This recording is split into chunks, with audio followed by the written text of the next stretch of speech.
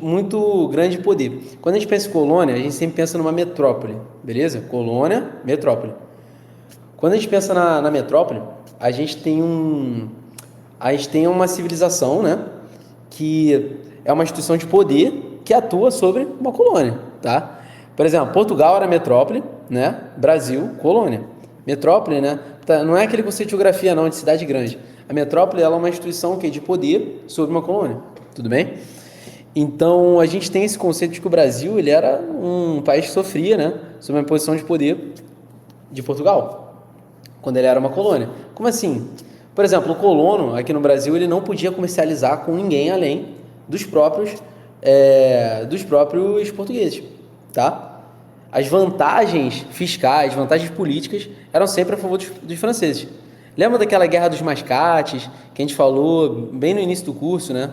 Quando a gente estava falando sobre revoltas nativistas, né? Quando a galera lá de Pernambuco se revoltou, né, contra os comerciantes portugueses por causa dos abusos de poder. Vocês lembram da revolta dos Beckman, que a gente falou na aula passada? Que a gente falou que Portugal instituiu uma companhia de comércio para limitar o preço em que os colonos podiam vender tais produtos.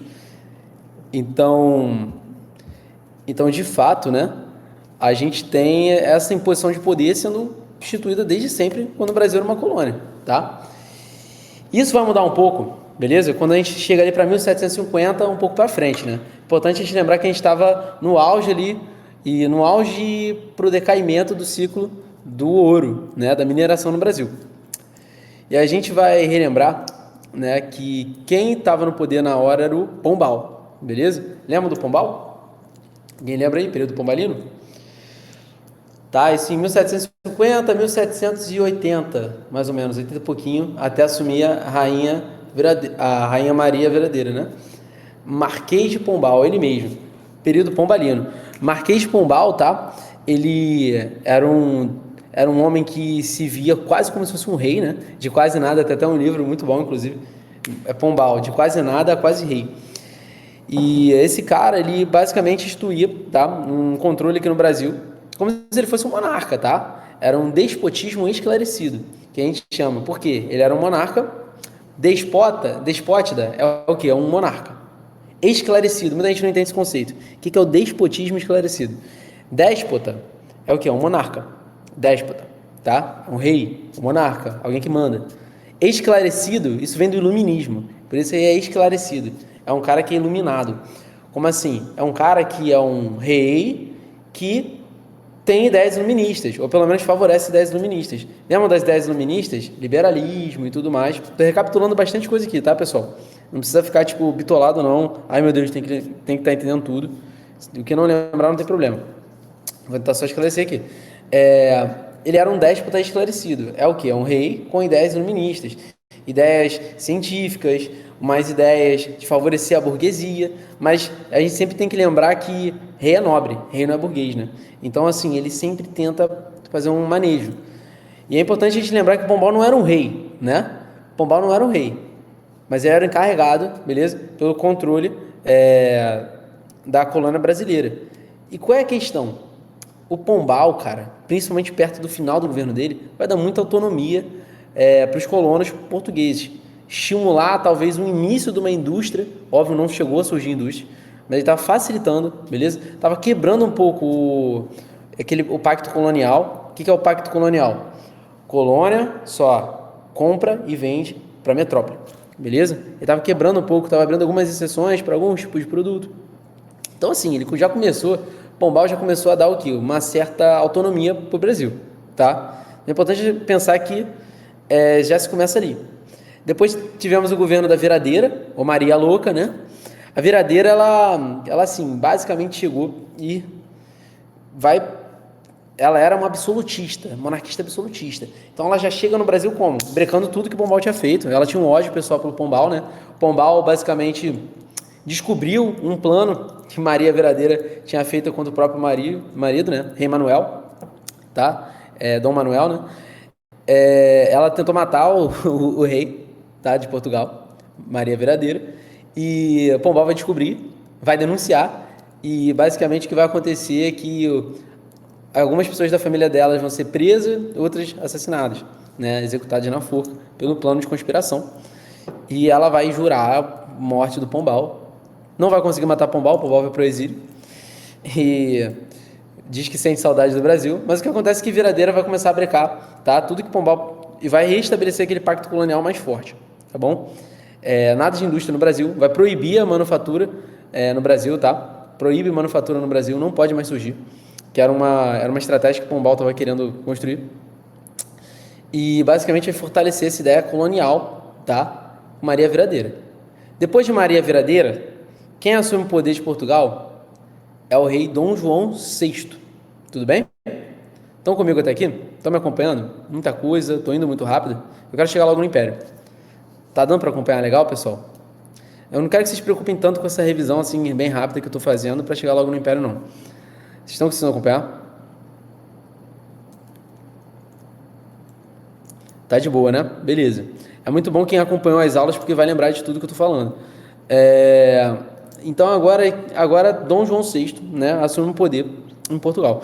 Mas tem uma coisa acontecendo. Primeira coisa, vamos pensar que os colonos brasileiros, a galera que mora aqui no Brasil, tá meio puta já, né? Porra, Pombal deu uma autonomia, agora a Maria tirou tudo da gente. Então já tem uma certa elite brasileira que já tá tipo, porra, cara, peraí, o Brasil tem que continuar sem esses caras na jogada. Portugal tá só fudendo a gente. E Dom João VI, tá? Vai ter que vir pro Brasil. Por quê, pessoal? Por que Dom João VI vai ter que vir pro Brasil? Por quê que Dom João VI sai de Portugal e vem pro Brasil morar aqui? O que aconteceu? Napoleão, boa. Fugindo do Napoleão Bonaparte, tá? Napoleão Bonaparte, beleza? É um imperador, né? Do Império Francês, que estava expandindo seus territórios e ia decidir cercar Lisboa. Num plano de fuga, né, acertado com a Inglaterra, o Dom João VI vem para cá, beleza? Vem para cá. E a estadia do Dom João VI no Brasil foi uma estadia muito benéfica para o Brasil. No sentido de que trouxe muitos investimentos para cá, trouxe a família real para cá, né? Em contraste, né, com a desigualdade social absurda, né, que já existia ali, e a gente vai ver um Rio de Janeiro que vai receber do nada um boom de investimentos, porque era onde Dom João VI ia ficar, né? Vão construir Banco do Brasil, vão construir o Jardim Botânico, né, Parque Lage, vão levantar vários prédios, monumentos, vão reformar as ruas do Império. Mas o que interessa é o seguinte, o que interessa é que Dom João VI gosta, cara, daqui, se amarra aqui e começa a se fortalecer para se manter no poder com a burguesia brasileira, tá? Quem são as burguesia brasileira? O latifundiário, beleza? Então eles começam a se unir junto com os latifundiários daqui.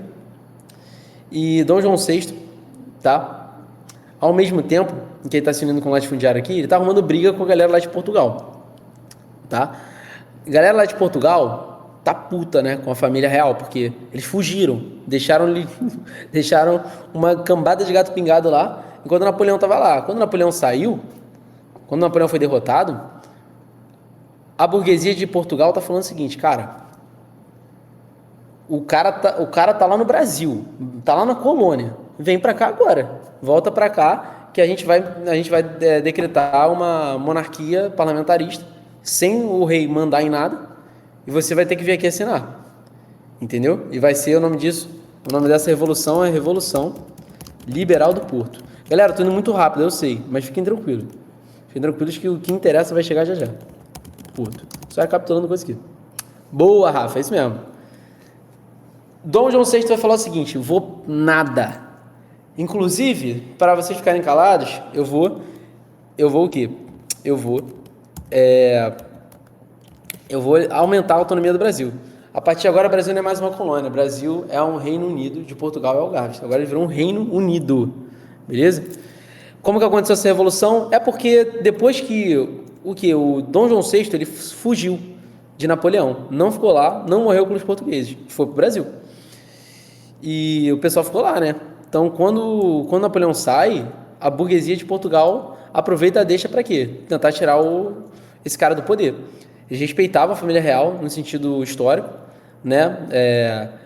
Mas acreditavam que precisava talvez decretar uma revolução liberal, tá? Uma democracia liberal ali. Perdão, democracia liberal não, uma monarquia liberal, tá? Vou ser mais rápido, mas estão conseguindo acompanhar? Alguém tá perdidão no que eu tô falando? Se tiver, fala. Tô passando bem rápido, tô contando historinha aqui pra vocês pra gente chegar no que interessa. Estão me acompanhando, pessoal? Tá dando pra acompanhar legal? Alguém tá perdido? Manda aí. Se alguém tiver perdido, fala. A hora é agora.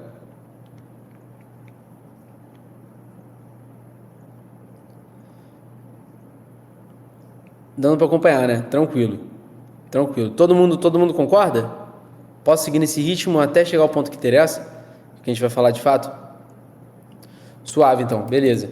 Então, voltando a recapitular, Dom João VI, né? Fala, não vou não. Inclusive, Brasil agora não é mais uma colônia. Brasil é Reino Unido de Portugal e Algarve. Ele vai fazer esse upgrade no Brasil, tá? Até que vai estourar a revolução mesmo. A galera tá se armando e fala, pô, tu não vai votar não, Dom João? Então beleza. Então agora nem monarca tu vai ser mais. A gente vai decretar uma república aqui. Aí Dom João VI vai falar, preciso voltar, tá? Só que ele gostou tanto do Brasil. Mentira, não foi só isso não, tá? Não é que ele gostou tanto do Brasil não. Mas ele vai deixar o quê? Ele vai deixar o filho dele aqui, tá? Dom Pedro de Alcântara, que inclusive Dom Pedro de Alcântara já estava com sua esposa e grávida ainda, tá? E vai deixar os dois aqui. E Dom João volta. Por que ele volta? Porque estão querendo, né, decretar uma república em Portugal. Por que ele deixa um cara aqui? Porque assim, se Dom João VI manteve seus tentáculos aqui no Brasil, então ele falou, se der merda lá, pelo menos Dom Pedro tá aqui no Brasil e vai conseguir manter o Brasil com a gente. Tudo bem? Então ele deixa Pedrinho aqui. E Pedrinho, beleza? Vai iniciar seu governo, tá? Em breve, beleza? Em breve, né? No primeiro momento não é ele, no primeiro momento vai ficar tudo com um velho amigo do pai, rapidamente Dom Pedro assume, tá? Em questão de dias, assume já a regência, tudo bem? Então, o governo a regência de Dom Pedro, beleza? Antes dele, o Brasil ainda era o quê? Não era independente, beleza? Não era independente e vai começar agora um processo complicado para a independência do Brasil, tá? Então, Dom João VI não estava ganhando muito lá não, estava indo mal, a Revolução Liberal do Porto estava caindo na porrada lá e o que está acontecendo? O que está acontecendo é que Dom Pedro está recebendo diversas cartas do pai falando que, cara, vai dar merda, entendeu? Vai dar merda. Não, a gente vai acabar perdendo poder em Portugal. Aí ele começa a receber umas cartas do pai, tá? Falando tipo, pô, cara, começa por isso, tá? Falar, pô, filhote, se você. Ele nunca chegou a usar o termo independência. Se você deixar o Brasil do jeito que ele tá, como assim, deixar o Brasil como colônia, vai acabar, vamos ficar sem prato, entendeu? Ficar sem prato. O Brasil, naquele momento, ele estava muito dividido, tá? Nós tínhamos diversas revoltas acontecendo, revolta no norte, revolta no sul. O Brasil não era esse Brasil que a gente vê hoje, era um Brasil completamente tenso, tá? Não que hoje seja tão tranquilo assim, mas era um Brasil completamente tenso, com regiões se dividindo e tudo mais. E Dom Pedro pensa no seguinte plano, cara, preciso unir esse Brasil, tá? Então ele parte numa viagem, como ele era o regente, né? Ele parte para uma viagem para basicamente conversar com as lideranças locais, atender as demandas locais. Então ele sai do Rio, vai para Minas, beleza? E basicamente passa Rio, Minas, São Paulo, voltando para o Rio de Janeiro, tá? Recebe uma carta de sua esposa e uma carta de sua esposa avisando, cara, decreta a independência aí, porque assim, Portugal Portugal tá querendo tirar do poder daqui também. Ela fala, colhe o fruto quando ele tá maduro. Porque assim, o pessoal dos colonos estão putos com Portugal. Se você decretar independência agora, dá tempo. Se você demorar muito, Portugal vai vir para cá, tá? E vai tomar a força e vai tirar você do poder. E a nossa e a, no, e a nossa família vai se perder, entendeu? Então, basicamente, o processo de independência do Brasil foi muito por um interesse pessoal, familiar, mas também teve um apoio dos colonos, não de todos, somente dos colonos da região do Sudeste, tudo bem? Que viam Portugal como uma grande ameaça, um grande problema para o esquema deles de venda, tá, de recursos. Porque existia uma certa ideia em Portugal de retransformar o Brasil em colônia.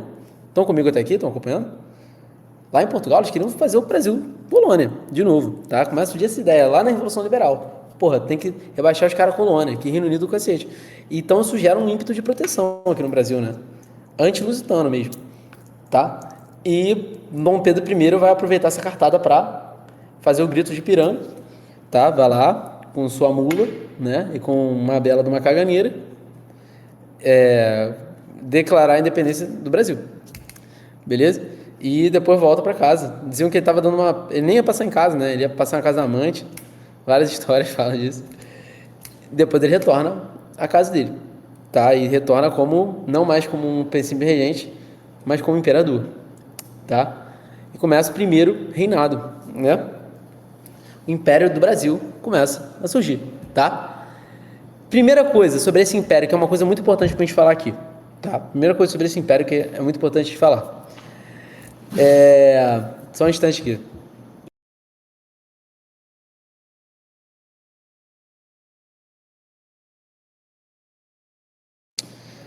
Tem só para ninguém avacalhar aqui a aula aqui, tive que avisar. A primeira coisa que a gente tem que pensar é o seguinte.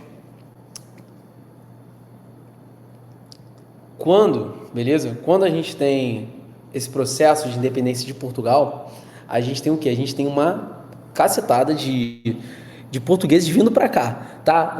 Existe um certo mito, isso o Enem pode abordar com vocês, existe um certo mito de que a independência do Brasil foi uma independência pacífica, tá? Porque houve uma certa compensação brasileira para Portugal. Houve um pagamento, beleza? Para Portugal. Isso é um mito, isso é uma lenda. Instante, pessoal.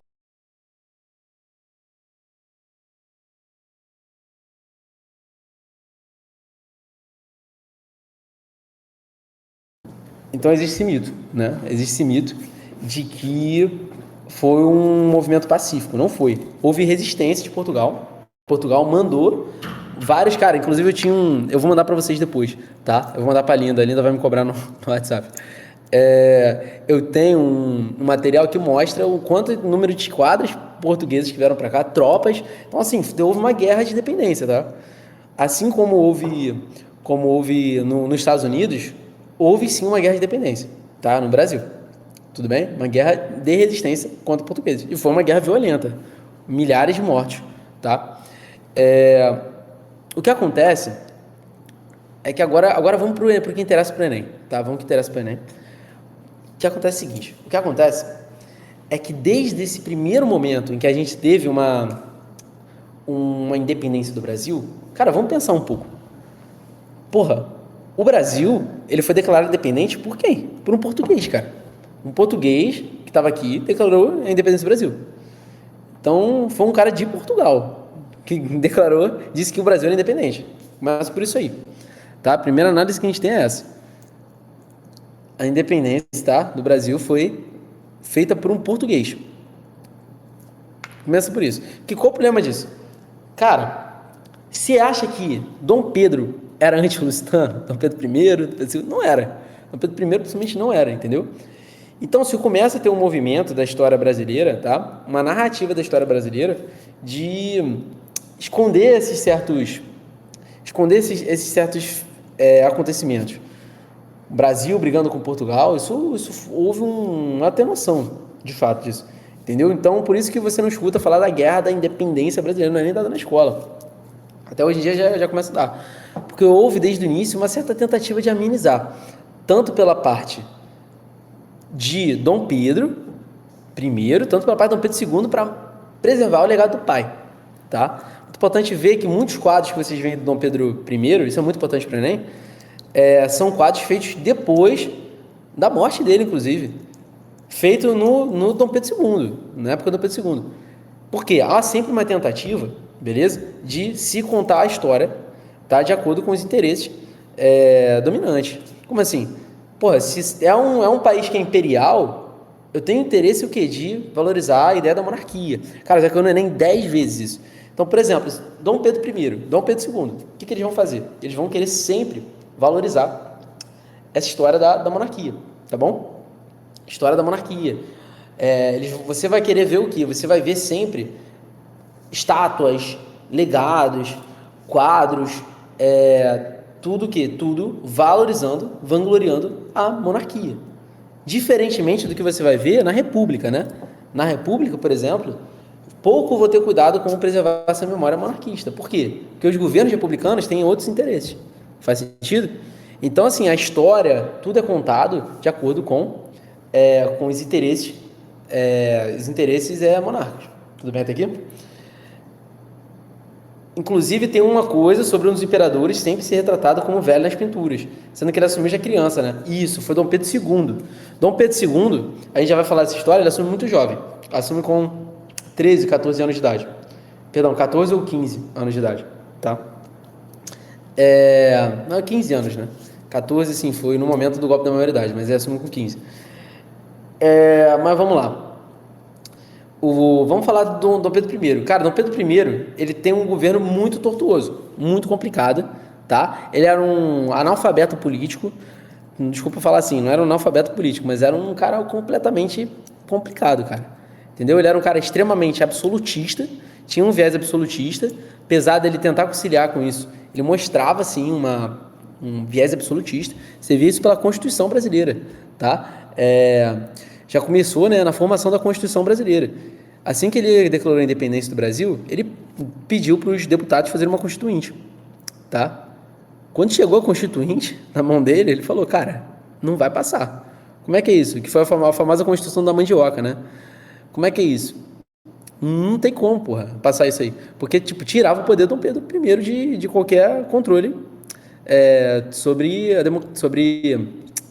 o Império. Então, o que ele vai fazer? Ele vai rasgar a Constituição da Mandioca, vai cercar, vai fechar o Congresso. O pessoal lá vai resistir por um longo dia. Na verdade, nem um dia, uma noite. Né? O pessoal do Congresso é super resistente. Resiste por uma noite dentro do Congresso. A Noite da Agonia, tá? O nome desse evento. Os caras lá, porra, todo mundo latifundiário. Vai não aguentar uma noitezinha sem comida, pô. Tá maluco, pô.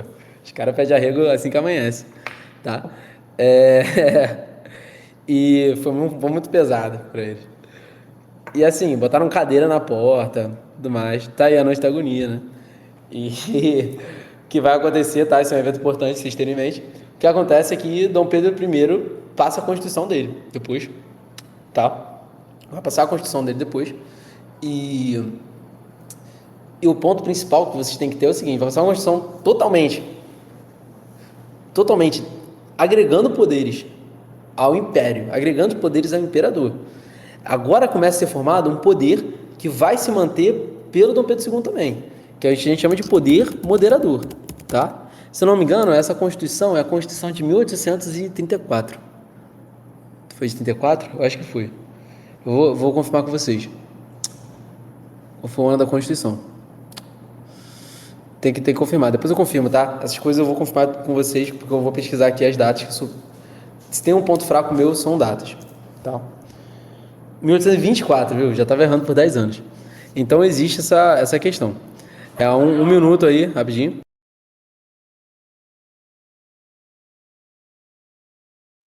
Então, quando aí surge, né, um poder chamado poder moderador, que vai se manter até o Dom Pedro II, beleza? E esse poder moderador, ele consiste no quê? Ele consiste no total controle do imperador sobre todas as instâncias, tá? Todas as instâncias do Congresso, nem todas as instâncias políticas, tá?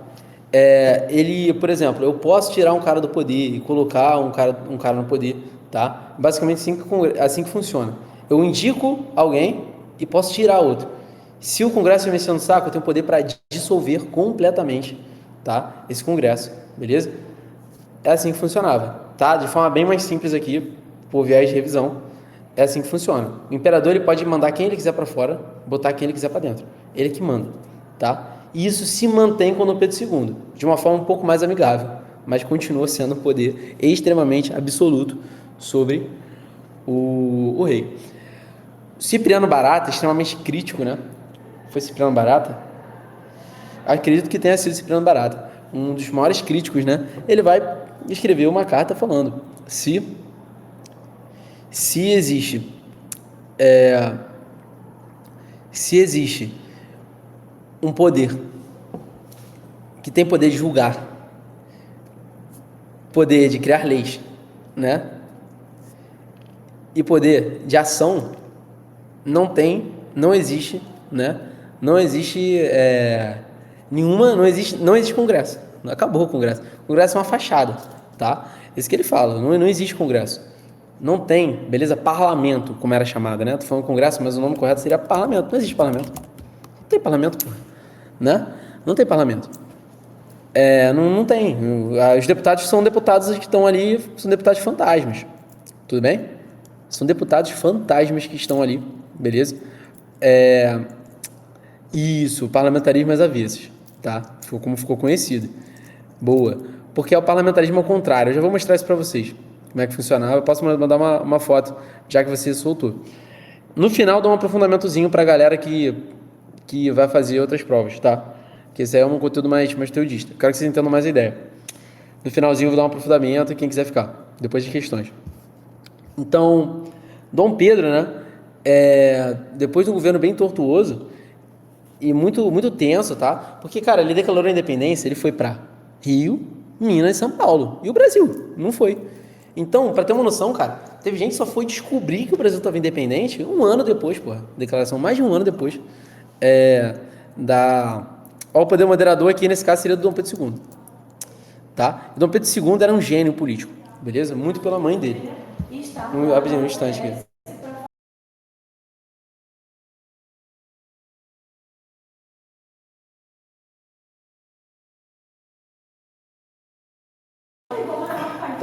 Tá muito barulho, pessoal?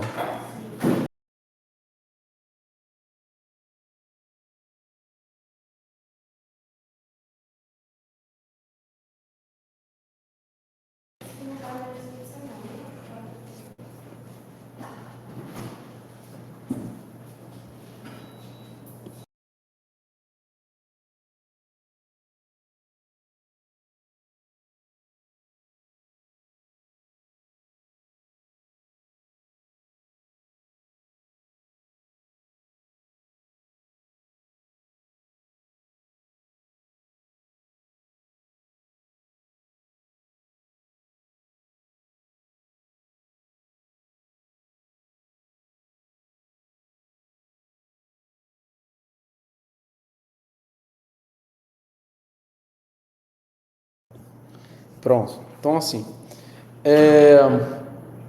a gente tem que ir, Dom Pedro, né? Primeiro, por ele ter tido um governo muito autoritário e pouco e pouco conciliador com as elites, vai sofrer diversas tentativas de golpes, tá?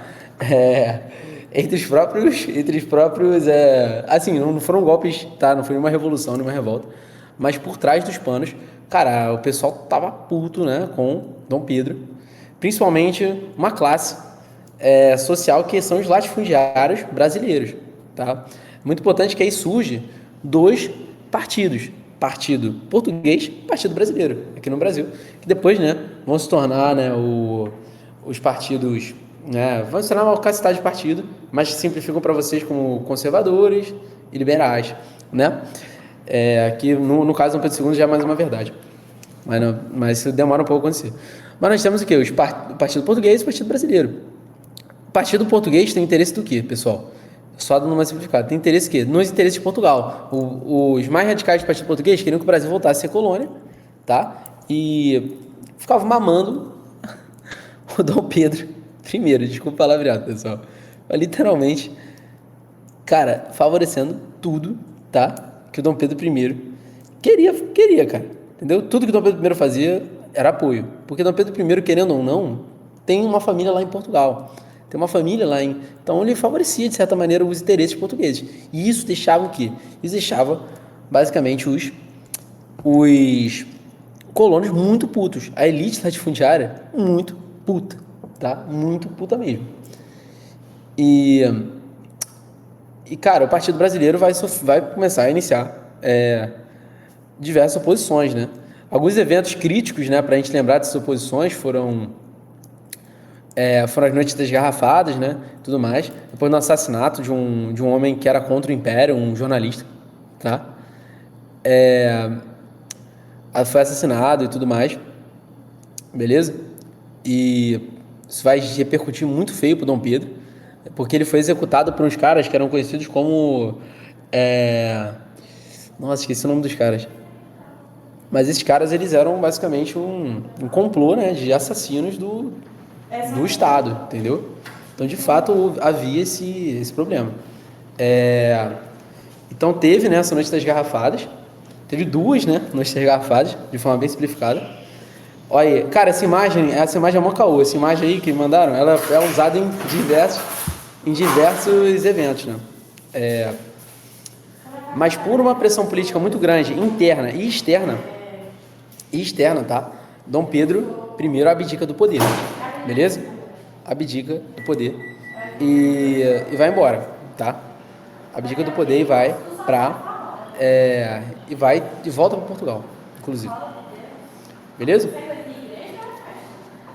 Até que tá indo, pessoal? Então, uma revisão bem rápida, tá? Então, assim, primeiro, o que vocês têm que lembrar de primeiro reinado? Primeira coisa que vocês têm que lembrar, galera, é que foi um governo extremamente autoritário, tá? Em que surge esse poder moderador e que você tem basicamente um descontentamento muito grande da elite latifundiária aqui no Brasil, tá? E que surgem os partidos que vão se tornar Partido Liberal e Conservador no país, beleza? E que eu quero que vocês entendam o seguinte, um outro detalhe para mim que é muito importante, é vocês entenderem essa questão regionalista. A questão do regionalista de que, por exemplo, o Nordeste nunca soube que o Brasil foi independente, soube um ano depois da independência do Brasil. Então, existiam essas questões regionalistas que Dom Pedro não se preocupou em visitar as regiões, se preocupou em visitar só os centros de poder, Minas, São Paulo e Rio. Então, houve sim uma noção. Aí vocês vão entender, por que eu estou falando isso? Vocês entendem esse período que a gente está chegando agora, que é o período regencial. O período regencial, pô, teve lugar, cara, Pará, por exemplo, ficou sabendo, depois de muito tempo, que o Brasil era independente, tá? Por exemplo, ficou se pagando imposto a Portugal, lá no Pará, tipo, mais tempo do que deveria, entendeu? É um dos exemplos clássicos. Entendeu? Se fazia, por exemplo, não pararam de fazer com os mascates, comércio, pacto colonial. Um absurdo, praticamente, quase um pacto colonial, né? Porque tinha um acordo com os mascates, no Pará, tá? Mas enfim, depois a gente fala disso. Cara, bizarro. Pacto colonial já não existia mais, tá? É importante lembrar. Mas existia um acordo com os mascates de venda. Então eles continuaram vendendo com mascate. Mas vamos focar no que interessa. Vocês vão entender agora o período que surge nesse momento, que é o período regencial. Dom Pedro segue os passos do pai. Vai para Portugal, mas deixa um menino aqui, tá? Só que muito diferente dele, que ele era um homem já casado, o menino não era novo, o menino era uma criança, tá? Foi deixado aqui com quantos anos? Uns 4 anos aqui, 3, 4 anos aqui. Ele deixou um homem de sua confiança aqui, tá? Para educar esse moleque. Esse moleque, ele recebeu educação da mãe, tá? O moleque, ele se tornou um gênio político, tá? Se tornou um gênio político. O cara era um monstro da política.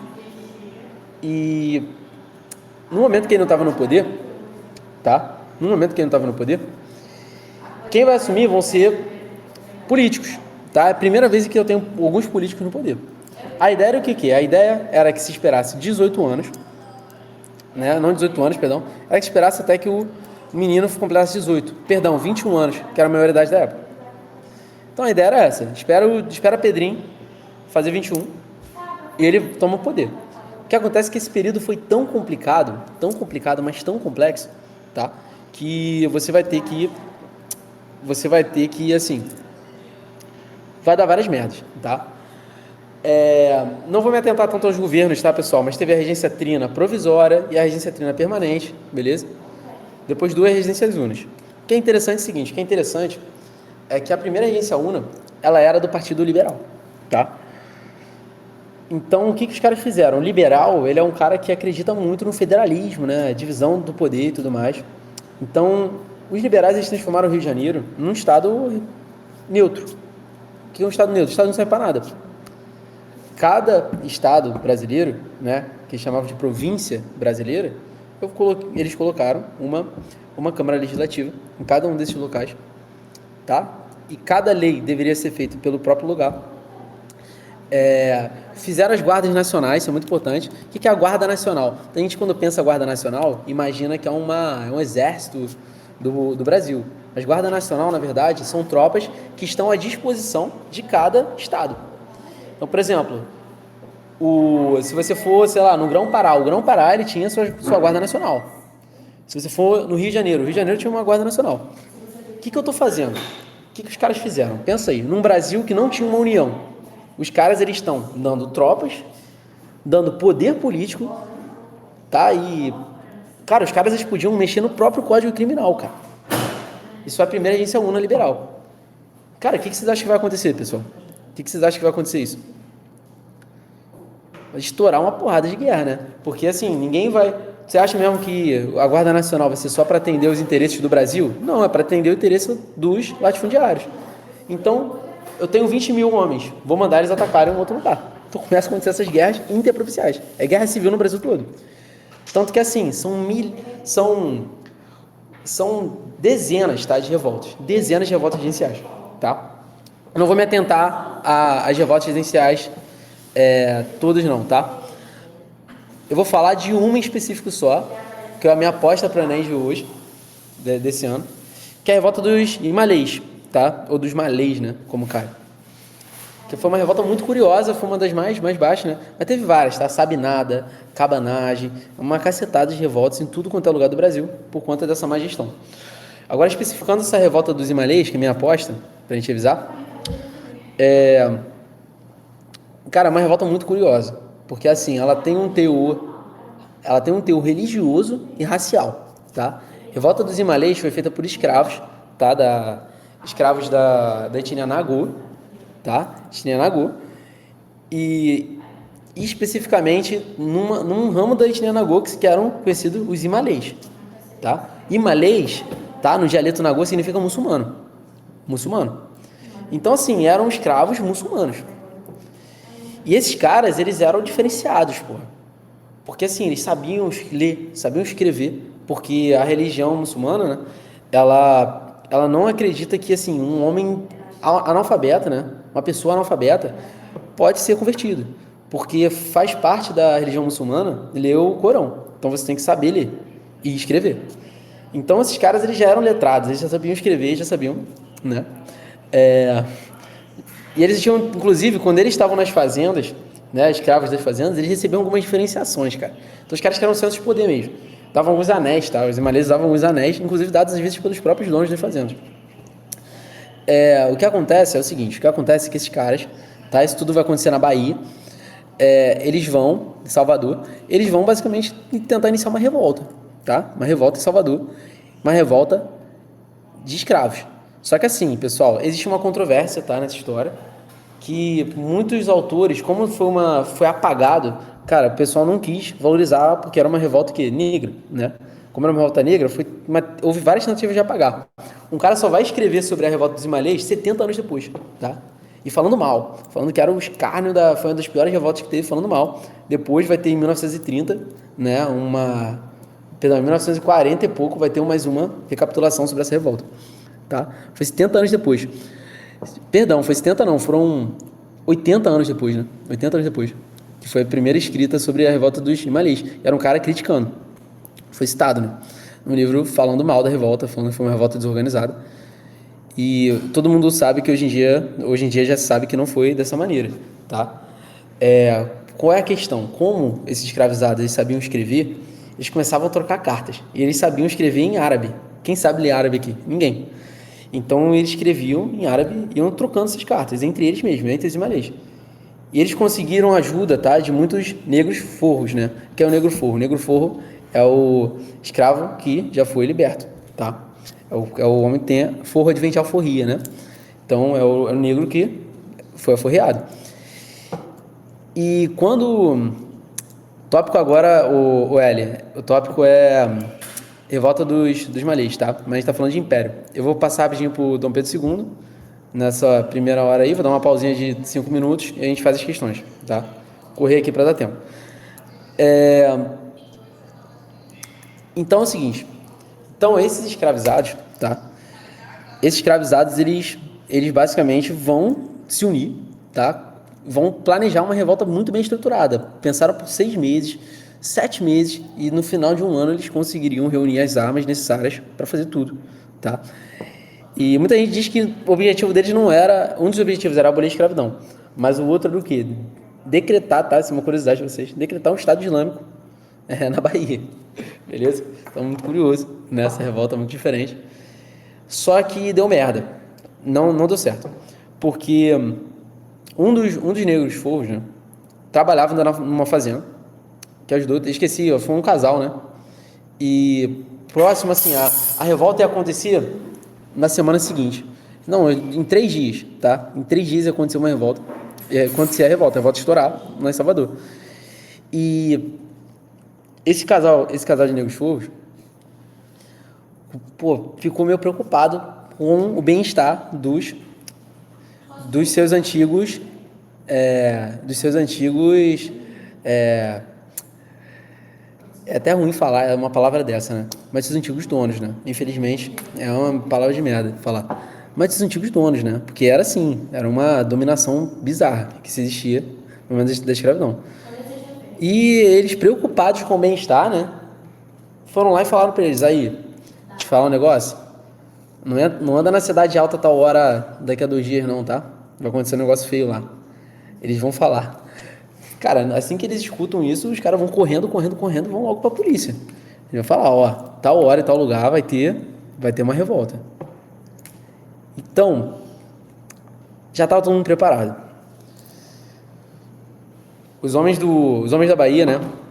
Os homens do exército da Bahia já estavam preparados, pegaram suas armas e se prepararam para o que ia acontecer. Foi tudo muito discreto, tá? Foi tudo muito, muito por baixo dos panos, para ninguém perceber e desistir de fazer, que eles queriam matar todo mundo que estava envolvido. A gente tem que lembrar que tem cor, né? Essa revolta. E quando você tem uma revolta negra, é punido com a morte. Então, com esse ódio, né? Esse ódio racista que existia na época, eles aguardaram.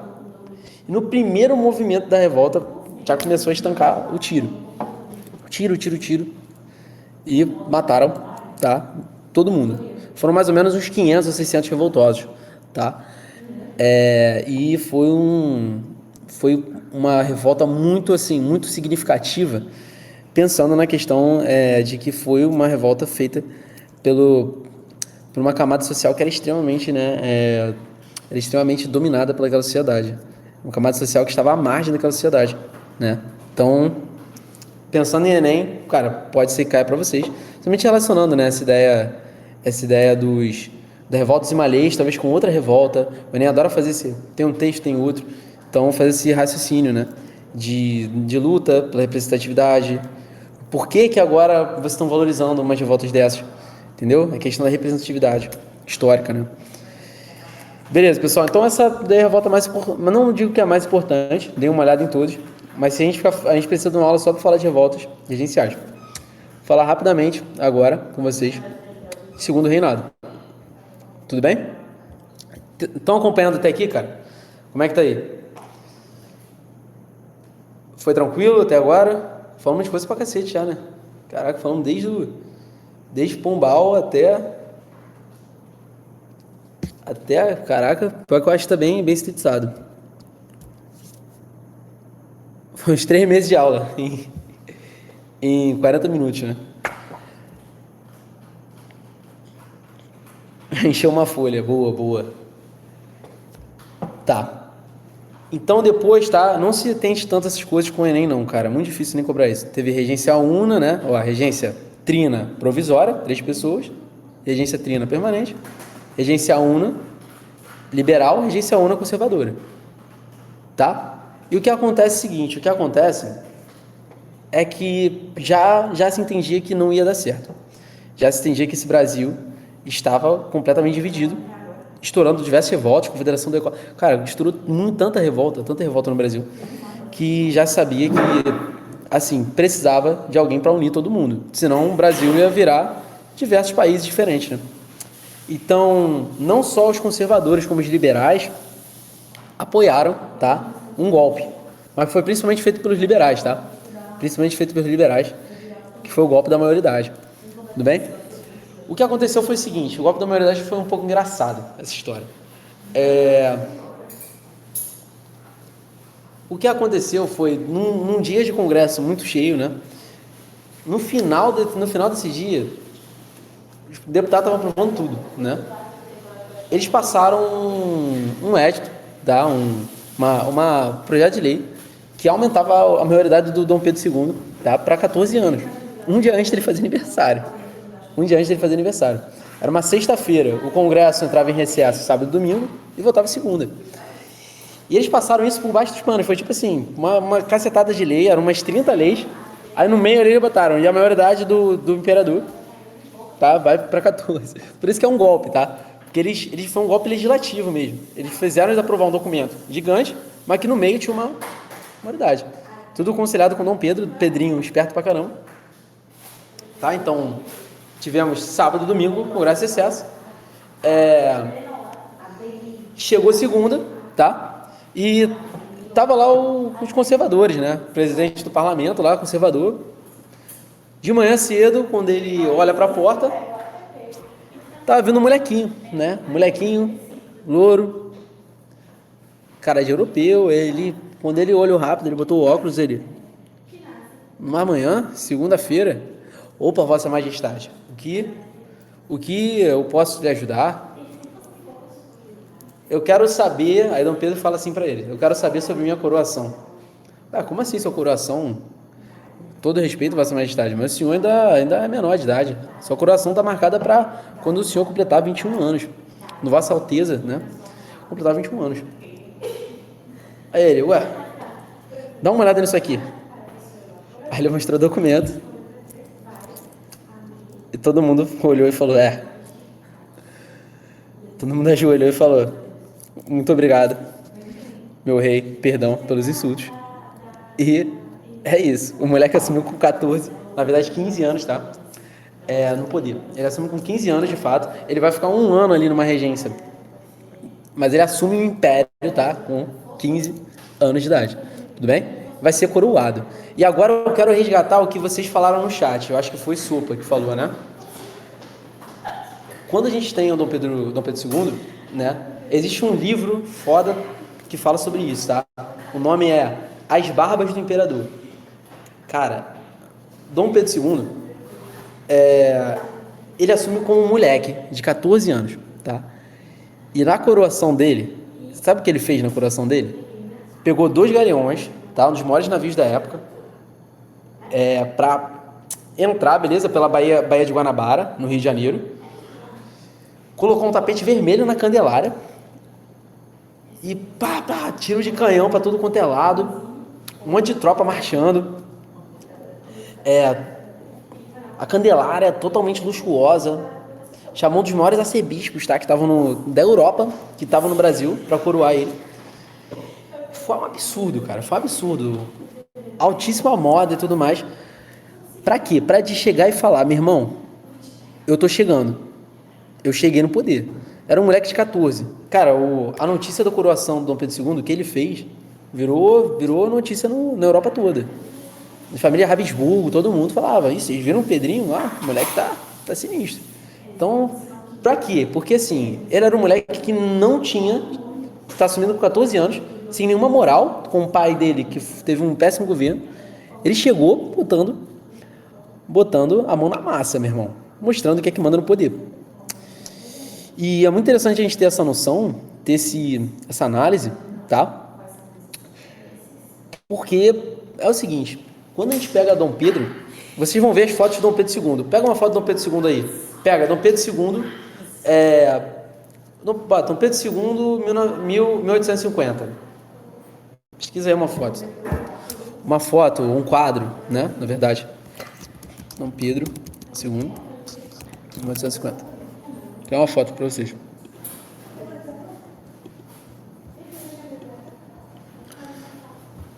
Olha uma foto dele pintado como jovem. Olha uma foto dele jovem, tá? Foto dele jovial. Essa foto aí, ele devia ter quantos? Devia ter uns 16 anos. Né? 16 aninhos. Porra, não fode. 30 anos. Cara, mano. Tá ligado? Existia o quê? Existia um intuito de verdade de fazer com que a imagem de Dom Pedro II fosse uma imagem que mostrasse sabedoria, tá?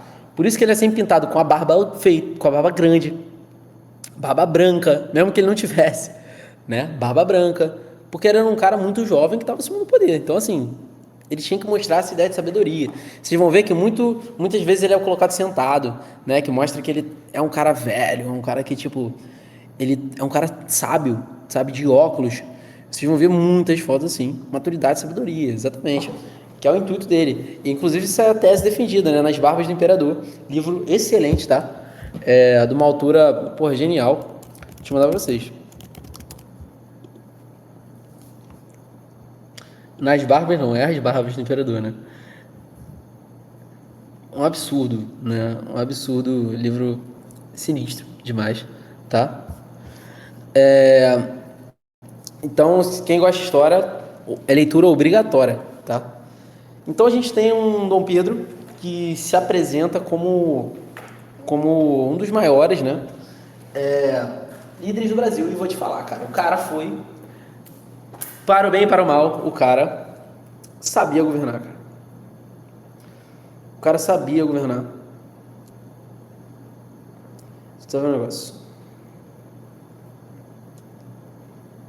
Um instante, pessoal.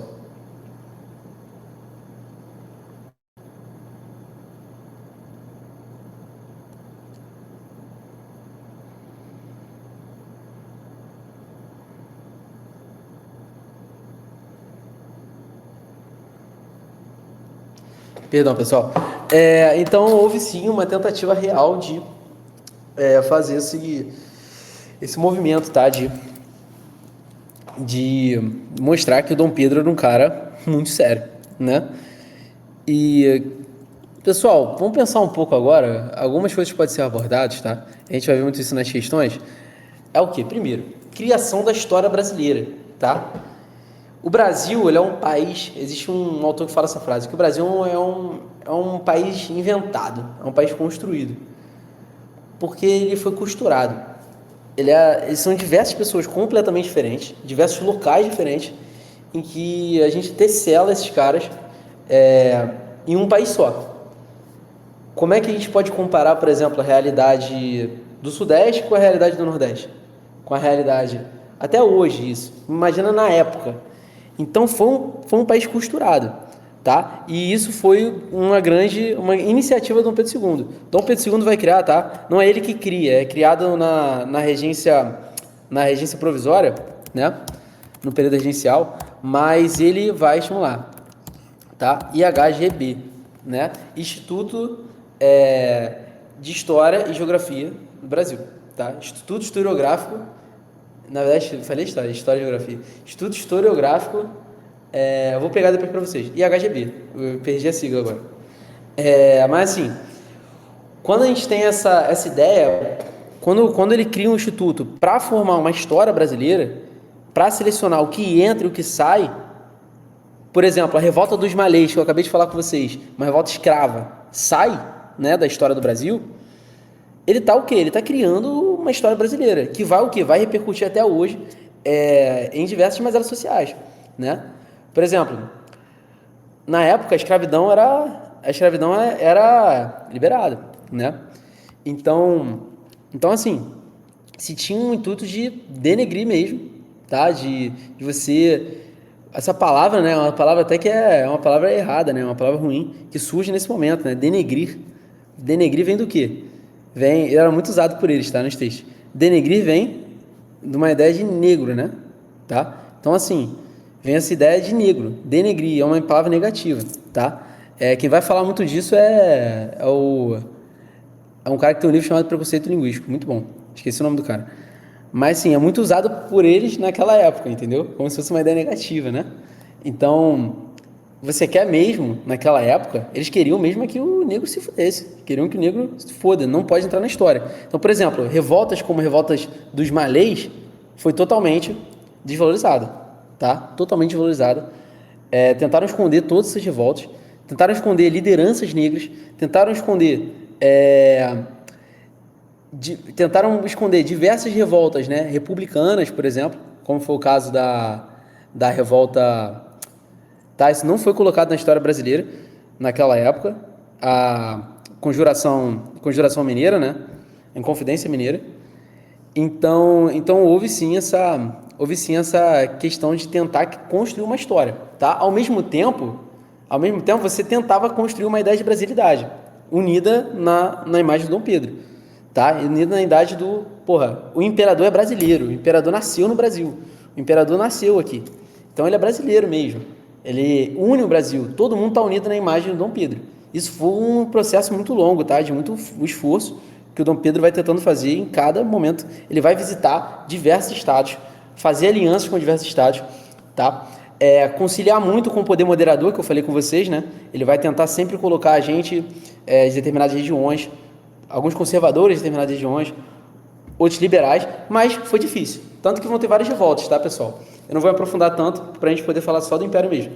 Mas teve a Confederação do Equador, né? Teve a revolta... perdi o nome. Uma revolta no Rio Grande do Sul, que eu vou ficar devendo para vocês. Então, assim, houve diversas revoltas, tá? Nesse momento, por ainda ter esse empecilho, né, dessa construção do Brasil, que até hoje, né, o Brasil até hoje é muito separado, né? Então, não foi Farroupilha não, mas foi uma repercussão da Farroupilha. Foi depois, tá? Da Farroupilha. Mas foi uma repercussão dessa revolta. Mas o Farrapa ele vai se manter até Dom Pedro II, tá? Os farrapos eles vão iniciar no período regencial e se mantêm até Dom Pedro II. E diversas vezes, tá? Você vai ter essa dificuldade de você costurar esse Brasil, que é um Brasil completamente diferente, com realidade diferente. Dom Pedro vai se esforçar muito através da história brasileira, através de valorizar lemas nacionais e valorizar o Império. Tranquilo? Ele valoriza muito essa ideia imperial, ele valoriza muito a ideia do rei. Como eu mostrei para vocês, ele vai encomendar diversos quadros do pai dele, né? O pai dele, declarando independência, o pai dele sendo legal com o povo, né? Uma coisa que era muito distante da realidade que realmente a gente teve antes, beleza? E agora vamos falar de um ponto mais importante para o Enem, que além desse ponto é muito importante, mas vamos falar do ponto da escravidão, tá? Sem dúvidas, quando a gente pensa nesses últimos momentos, desde o início da aula até aqui agora, foi o momento que mais chegou escravizados no Brasil, tá? Escravizados africanos. Até 1750 existe um mito, tá? Existe um mito de que não teve escravos, né? Os escravizados indígenas no Brasil. Mas até 1750 a maioria era indígena, tá? A maioria era indígena. Em 1750 a gente tem o ápice do quê? Do ciclo da mineração, ciclo do ouro no Brasil, ciclo do ouro, e aonde está chegando mais escravizados aqui, tá? No Brasil, tanto em Salvador e no Rio de Janeiro, né? Especificamente Rio de Janeiro, galera, desenterraram há pouco tempo, pode ser tema de questão, hein? Cais do Valongo, beleza? Aquelas questões, né, fáceis, que é para você responder qual é o intuito do Cais do Valongo, é preservar a memória, né? Preservar a memória porque foi o caso onde chegou mais escravizados. Cara, para ter uma noção,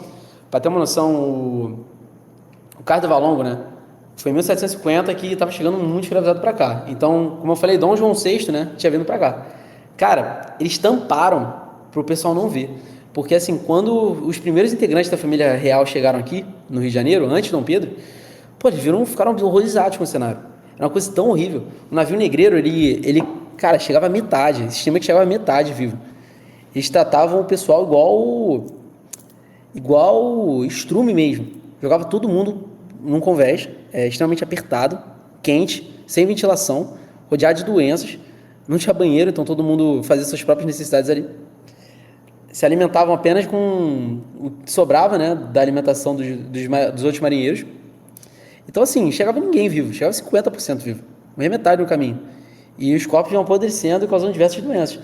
Então, quando se chegava esses navios nos portos brasileiros, falavam que subia um cheiro absurdamente horrível, um cheiro de morte. E se via, basicamente, um cenário terrível, cenário de terror. Vão ter relatos do pessoal falando que viu coisas absurdas, né? Isso era normalizado pelo tráfico de escravidade. Mas Portugal ficava distante dessa escravidão. Quando chega aqui, toma um susto, né? Mas mantém. Mas o importante que eu venho falar de escravidão com vocês é o seguinte. A gente tem a seguinte questão, tá? Sobre a escravidão no Brasil. Em 1830, né, tivemos a primeira lei antitráfico, que é aquela famosa lei para inglês ver, né? Que vocês sabem. Que não serviu para nada, não diminuiu em nada, tá? A lei antitráfico não proibiu, de fato, o tráfico de escravizados, tá? E manteve. Foi uma lei que, basicamente, rapidamente, ela foi como se fosse revogada, tá? Ela tinha o intuito de proibir o comércio de escravizados, mas o tráfico, né, de escravizados, mas não proibiu, tá? E aí que tá a questão. Vamos agora conversar de uma parada um pouco mais, preciso da atenção de vocês aqui, que a gente vai conversar de uma questão um pouco mais complicada, mais técnica agora. Cara, Brasil, qual é a questão? Inglaterra, né, estava se industrializando em 1830, tá? Em 1830, a Inglaterra já estava industrializada, estava em busca o quê? De mercado de consumidores. Brasil tinha uma taxa ridícula, tá? De 15% para os produtos de Portugal manufatureiros. E eles ainda forçavam que a escravidão acabasse aqui, tá?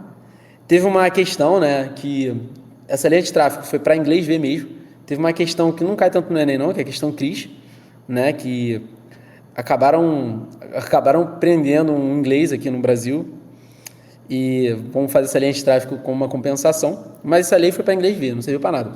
O que interessa é o seguinte, aí que vem agora o ponto, para vocês entenderem por que houve um movimento para se acabar com a escravidão no Brasil. Foi um movimento totalmente por interesse, tá? Em 1848, o Brasil ele vai fazer o seguinte, Dom Pedro II vai aprovar a tarifa Alves Branco, tá? Tarifa Alves Branco. Já falei isso com vocês aqui, é um ponto muito interessante. Tarifa Alves Branco pegava os produtos brasileiros, tá?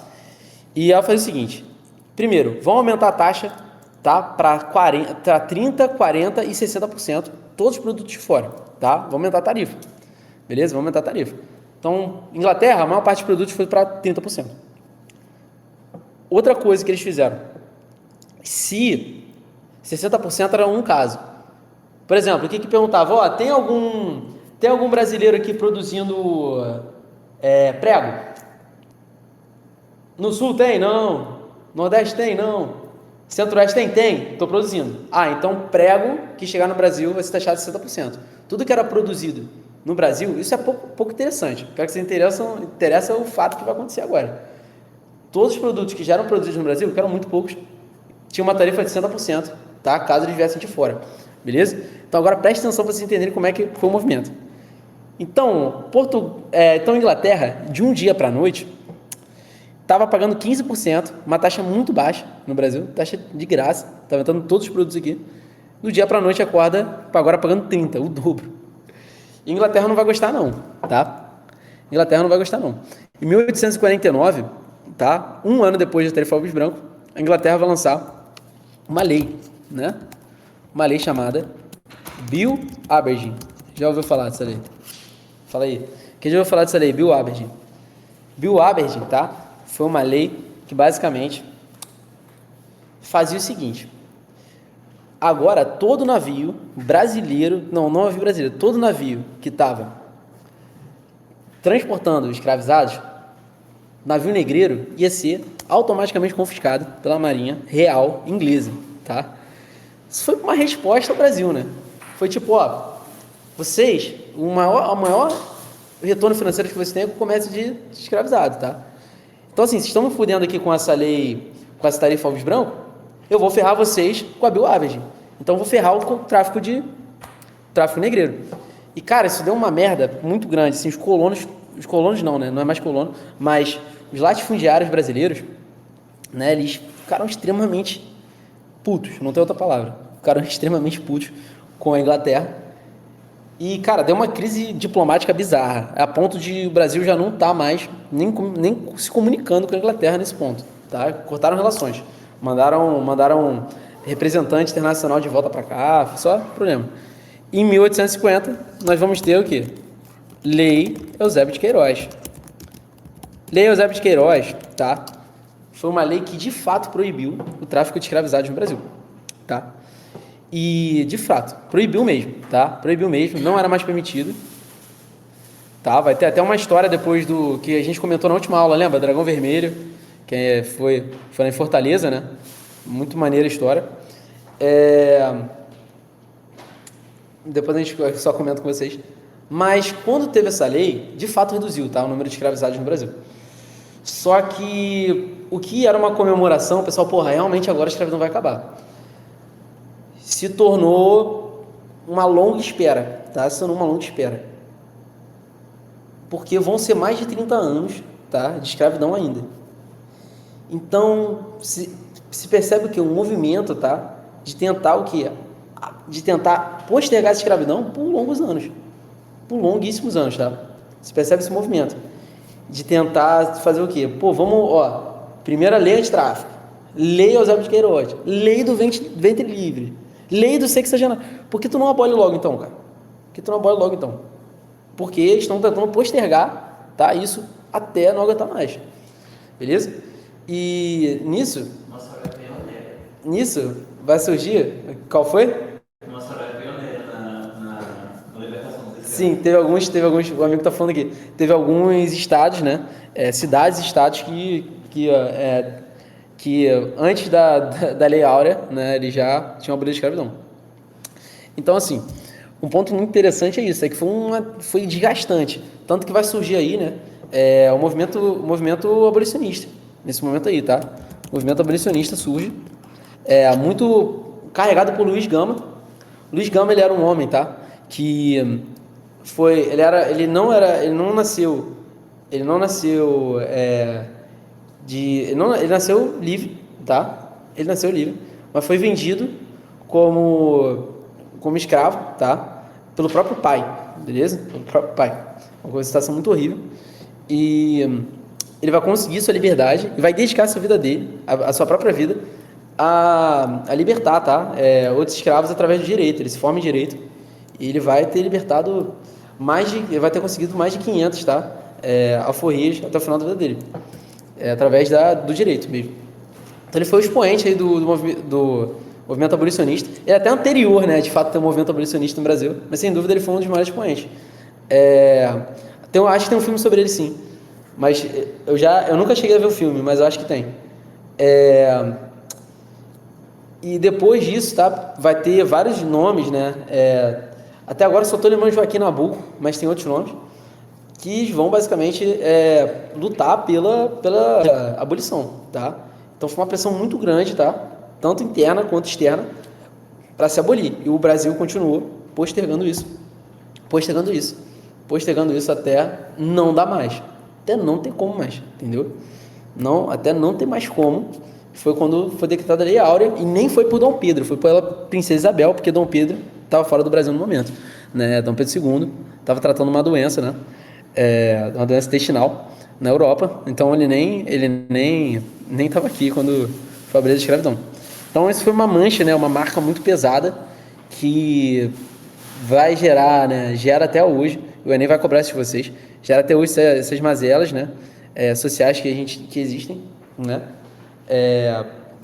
Tanto do racismo como de uma segregação num racismo, né, socioeconômico mesmo, né, de você ter muitas pessoas, né, em vulnerabilidade econômica da cor negra mesmo, por conta desse passado em que houve a liberdade, mas não houve nenhuma compensação sobre isso, né?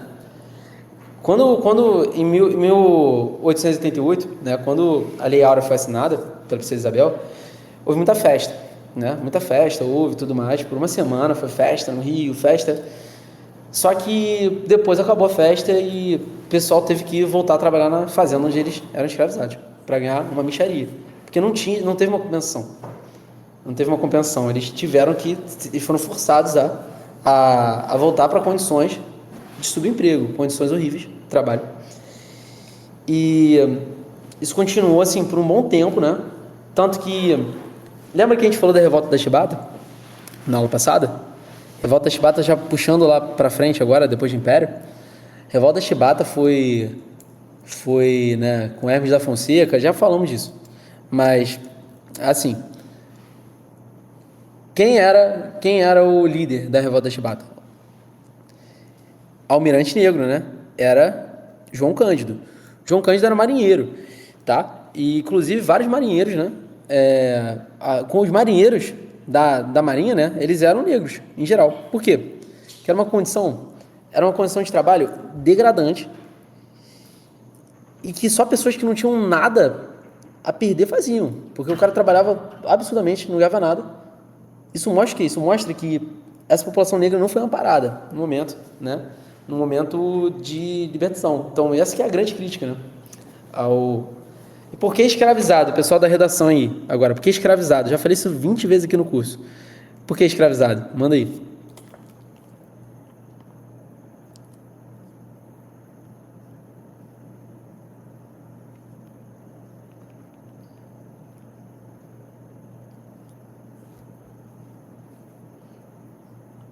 Uma condição imposta, não inata. Perfeito. Uma condição imposta e não inata. Exatamente. Quando eu boto que uma pessoa sendo escravizada, é que ela está sofrendo uma imposição, né? A ideia de escravo, né, traz uma ideia de que é uma condição inata, né? Agora não, escravizado primeiro, é uma condição imposta e é uma condição temporária, né? Aquilo não está vinculado à identidade da pessoa. É como se ela estivesse sofrendo aquilo, naquele momento, né? E muito importante, tá? Tudo isso que a gente falou aqui de uma forma resumida, beleza? E é muito importante a gente dizer também que, né, nesse momento aí a gente tava surgindo aí o boom do café, tá? O boom do café. Mas de fato o boom do café mesmo só vai crescer mesmo na época, né? Um pouco depois do Dom Pedro ali, o ápice do café vai ser com a República. Mas vamos falar um pouquinho do café, tá? Só vamos falar um pouquinho do ciclo do café para vocês, de uma forma mais rápida. A gente faz o seguinte, pessoal, vamos dar uma pausa, tá? Depois a gente vai para a questão, beleza? Aula um pouquinho longa hoje, né? Essa revisão foi bem mais longuinha, mas porque a gente passou muita, cara. Essa foi foda, hein? Essa tem que admitir. A gente passou quantos meses de aula aí? Foram uns 5 meses de aula. Quem pegou. 5 meses de aula em 1 hora, né? Então foi foda. Mas, só puxando um pouquinho do ciclo do café, tá? O ciclo do café ele tem a seguinte questão. Eu queria pegar uma imagem pra vocês aqui, calma aí. Deixa eu ver se eu vou conseguir achar.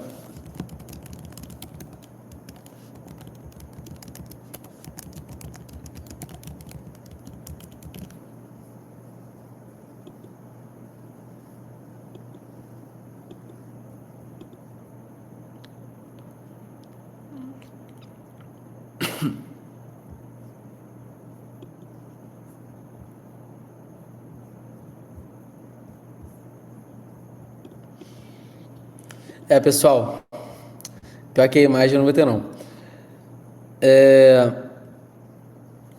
Então, ciclo do café, tá? Não vou falar de todo, vou falar só até o Império, beleza? Mas o ciclo do café, ele começa, né, ali no século XIX mesmo, no início do século XIX, mais ou menos, e vai até a década de 30, 1930. Então, aí tem que pensar no seguinte, tá? Primeiro, o café, tá? Primeiro o café, ele começa a ser produzido no Rio de Janeiro, tá? É o primeiro ponto onde começa a ser produzido o café. Que tem um... Eu esqueci o nome da região. Vou pegar aqui as regiões agora. Era essa imagem que eu tô procurando, cara. Pra poder mandar pra vocês, porque eu não lembro. Regiões, ciclo do café. Eu não lembro, não. Só, obviamente, só lembro parte de São Paulo, né? Pera aí.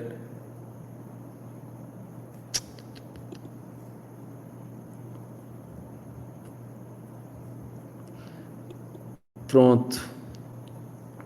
Tem mais ou menos uma imagem aqui suficiente para vocês, tá? Joguei. Pronto. Então, quando a gente pegar assim o início, né, do plantio de café, vai ser no Rio de Janeiro, tá? O Rio de Janeiro tinha uma infraestrutura extremamente precária, né? Então ele começa ali o que a gente vai chamar de Vale do Paraíba, né? Vale do Paraíba, ele vai ser ali na região ali de Resende, galera aí do Rio, tá? Conhece, ali tem muito plantio de café até hoje, né? Qual o problema, cara? No Rio, né, em 1850, tinha alguns problemas nessa produção de café.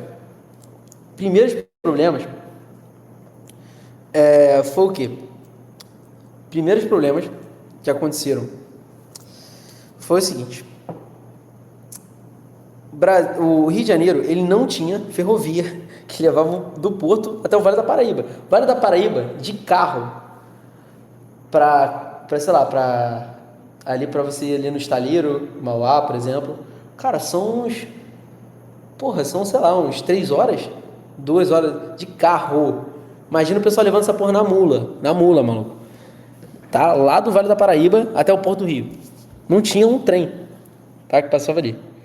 Então, assim, tinha esse problema do deslocamento. Era uma produção muito baixa, o solo não era tão bom para o café.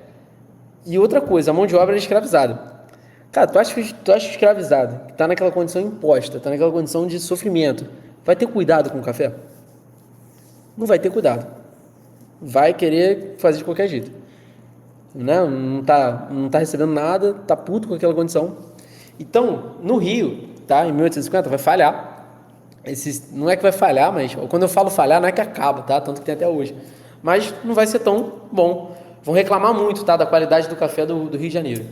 Vão falar que o café é muito ruim. O mercado internacional vai reclamar mais do café. Então se surge uma expansão, tá, para além do Rio, em Minas e São Paulo, no sul de Minas, tá, e no sul de São Paulo, depois no oeste paulista, né, que foi, sem dúvidas, o maior boom do café. E aí, galera, eu queria falar de umas coisas com vocês, tudo isso em Império, tá? O que vai fazer São Paulo tá bom? Primeiro, o solo, tá? Solo. Solo muito bom, tanto no sul de Minas, oeste, e no oeste de São Paulo é absurdo, né? Que é terra roxa, né? Terra roxa, que é um dos melhores solos mais férteis e um dos melhores solos para café. Agora tem algum ponto, cara. Mão de obra não foi escravizada, foi mão de obra de imigrantes, tá? E agora eu quero que vocês entendam o seguinte: como que aconteceu?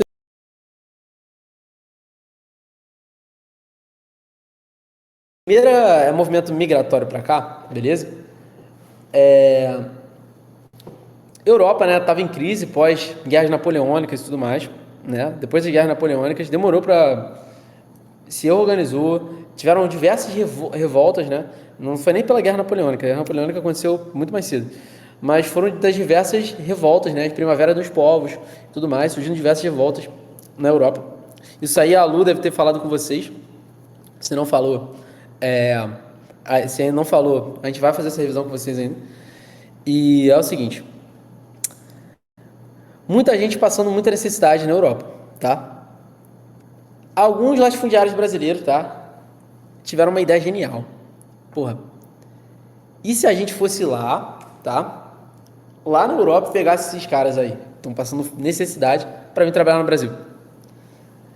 Um dos motivos dessa migração foi também para embranquecer a população.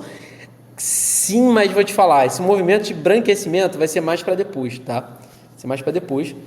Que aí a gente vai ter realmente um movimento para embranquecer. Essa primeira foi um viés totalmente econômico, tá? Inclusive tem uma família, esqueci o nome da família, de colonos, que tinha uma companhia de comércio, e eles vão até a Europa buscar e começaram a falar, ó, venha, botaram um anúnciozinho ali, tá? No meio da praça, porrada de operário, né? Tropeiro, todo mundo ali, lá na Itália, tá? Pegaram muito italiano. Seguinte, ó, oportunidade, o pessoal passando fome, oportunidade de trabalho, com tudo pago, venha para o Brasil. Aí os colonos lá, como quem não queria nada, começaram a olhar, falaram, pô, vamos lá ali ver qual é, vamos lá. Aí ficaram tudo olhando, né? Vou explicar, aí, não, vamos fazer o seguinte, ó, vocês podem lá,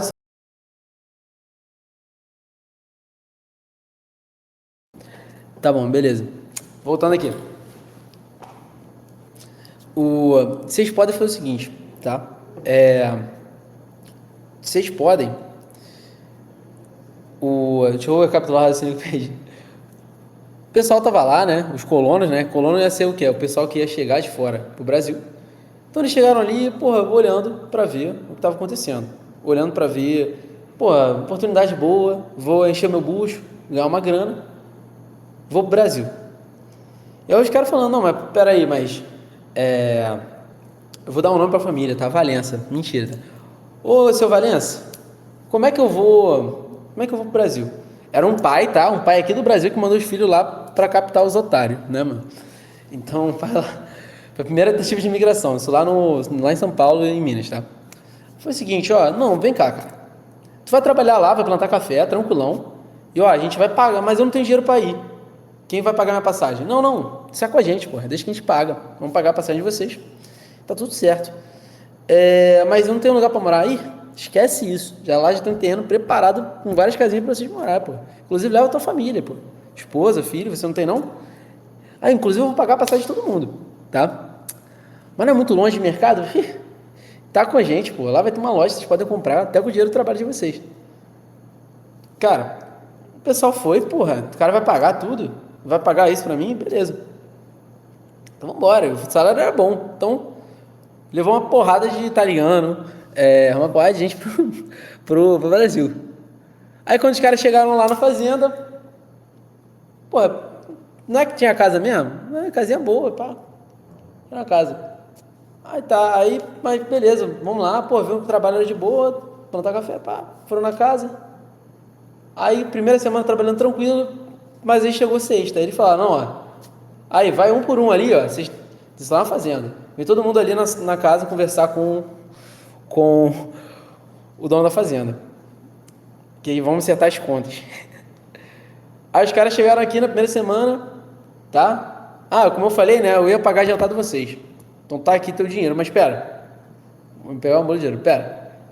A passagem. A passagem vocês vão ter que pagar, né? Que eu paguei pra vocês e tudo mais, mas aí vocês vão ter que pagar o trabalho, mas sem esquema. Mas por enquanto eu vou tirar essa parte aqui pra vocês pagarem a passagem. A estadia, vocês têm que pagar o aluguel pra mim. Então vou tirar essa parte aqui do aluguel. Quando o cara veio, acabou de... E as coisas que eles vendiam, tá? Nas vendinhas lá das fazendas, eram absurdamente superfaturadas. Então era basicamente o quê? Um regime de análogo à escravidão, né? Um regime análogo à escravidão, tá? Isso vai dar merda, tá? Em São Paulo, vai ter a primeira revolta dos colonos, tá? O pessoal não vai aceitar essa condição. O pessoal vai começar a quebrar tudo nas fazendas, vão pra rua, tá? Vão pra cidade protestar. Revolta dos colonos a primeira, tá? E aí entra a segunda. Agora, segundo movimento de expansão, tá? O segundo movimento de expansão dos imigrantes pra cá, tá? Aí agora sim, pessoal. Mas sim, se o segundo movimento de expansão de imigrantes foi um movimento também com a ideia do enriquecimento, tá? Que falaram aí, esse segundo movimento. Foi um movimento mais amplo, tá? Um movimento mais amplo.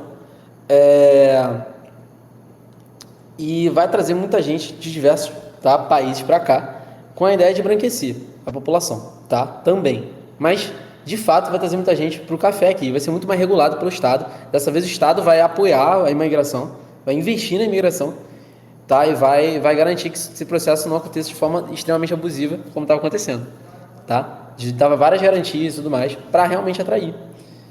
E como o Brasil estava crescendo, tinha muito esse intuito dessa expansão, tá? Do Brasil.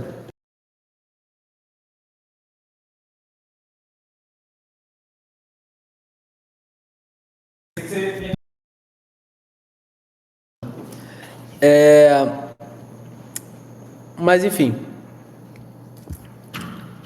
então vai começar a vir muito imigrante para cá, tá? Esse processo de imigração vai ser forçado, tá? Vai acontecer várias ondas migratórias. Isso vai até depois do Império, tá? Isso vai até 30, porque se tinha uma ideia realmente, principalmente com as teorias eugenistas, né? Que depois vão surgir depois da Segunda Guerra, de que tinha que embranquecer a população mesmo, né? Aquela imagem clássica que já foi questão do Enem, né? De uma mulher que era negra, né? Uma senhora negra retinta mesmo, tá? Que tem uma filha que é negra, mas é uma negra mais clara, e ela tá agradecendo assim. E não é pela filha dela, é pelo neto dela, que nasceu branco depois da filha ter, ter se casado com um homem branco. Então, assim, é uma ideia bizarra, né? Uma ideia bizarra que, tipo, do embranquecimento que